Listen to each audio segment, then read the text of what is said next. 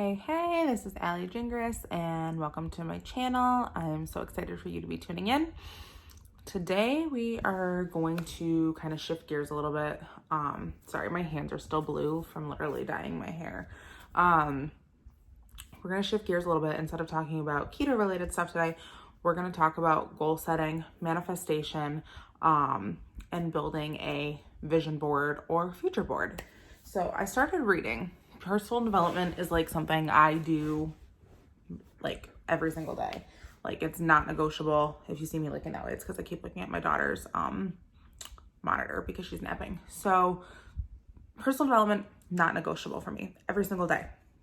Whether it's a podcast while I'm getting ready or a book I'm reading or a podcast when I'm driving, any type of personal development is key to getting my mind right and starting my day right and making sure that I'm taking action towards the things that I want rather than not fueling my brain and filling my cup back up, because it's so important to make sure that you're filling your cup, because you cannot pour from an empty cup.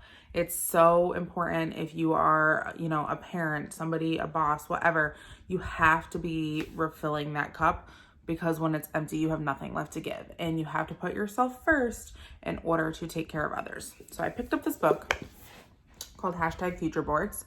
It is by Sarah Sanchella, and I also listen to her podcast. So if you're not a reader, I would definitely check out her IG, and I would definitely listen to her podcast.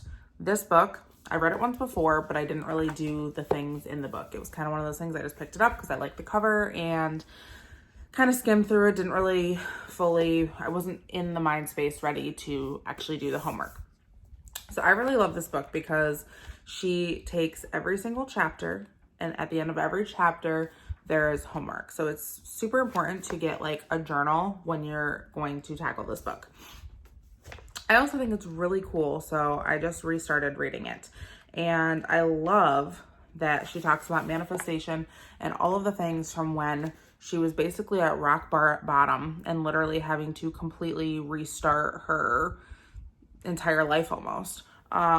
So it's crazy to me that often we don't realize that we're at that spot, and sometimes hitting rock bottom is hard, but having a clean slate is so important. And that's something that I've realized in my life as well when we were in a really dark, hard space.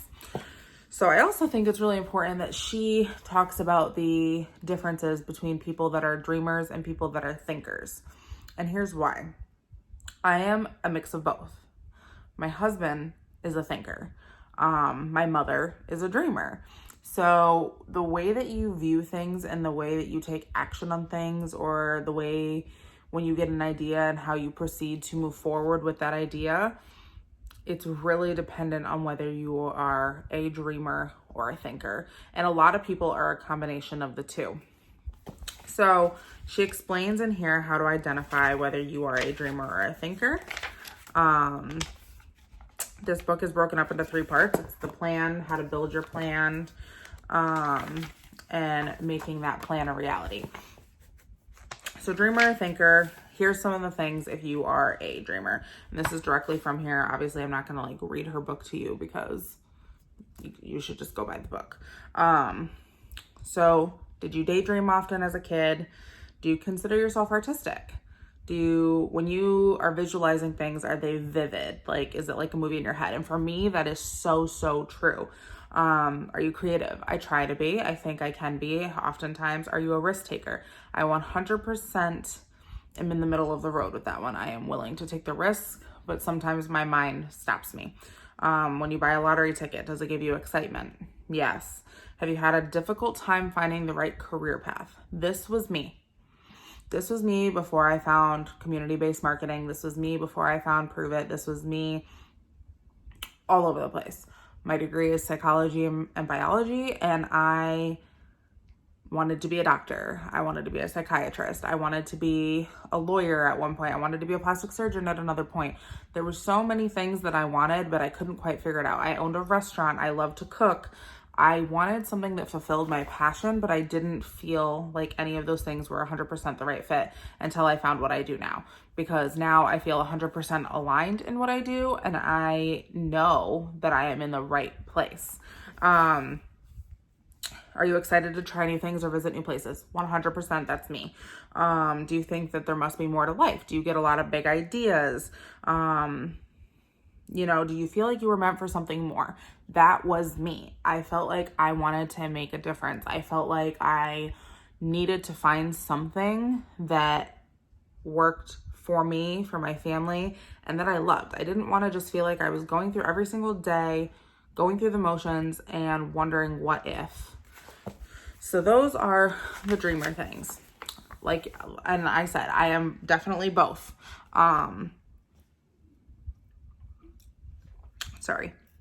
For a thinker. So here's where I'm a thinker.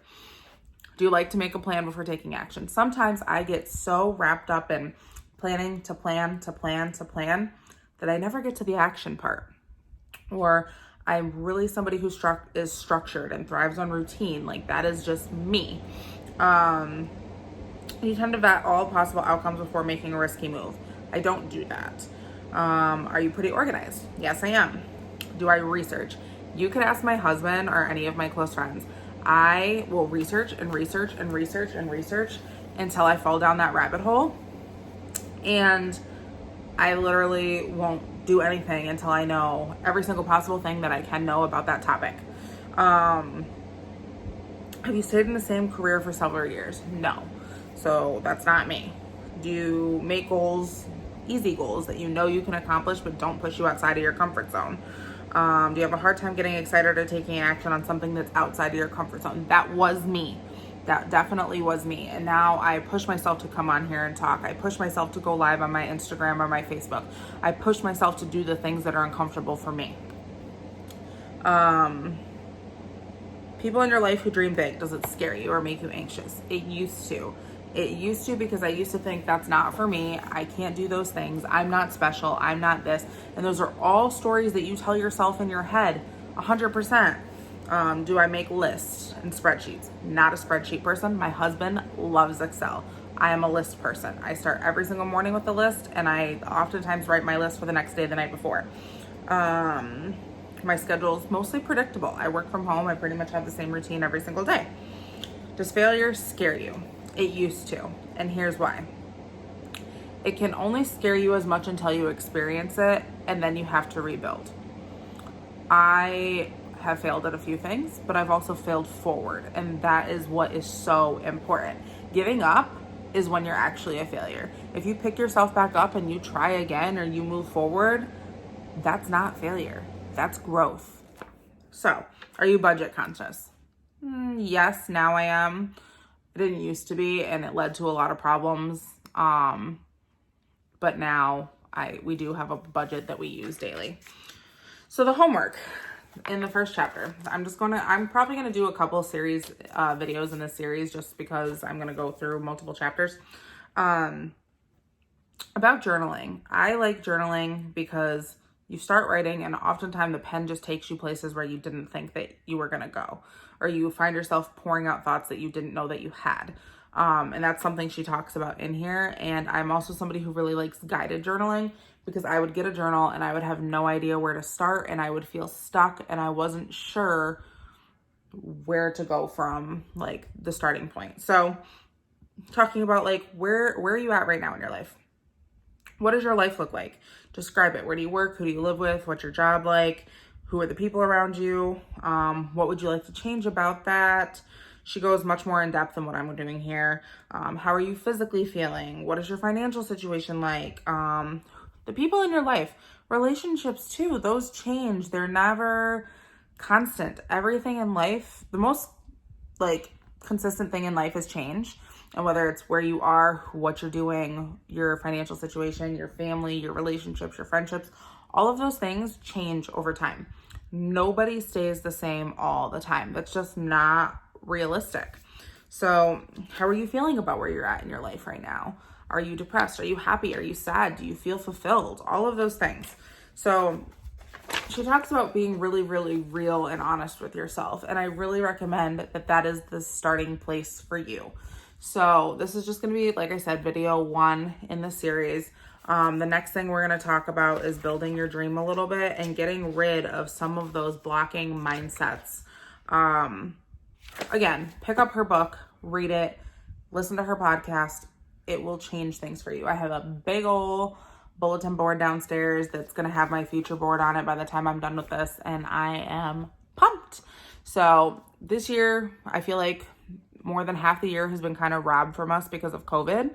And, you know, so many people have had COVID affect them, whether it's their job, losing loved ones, their home, whatever. Let's make the rest of this year not so shitty.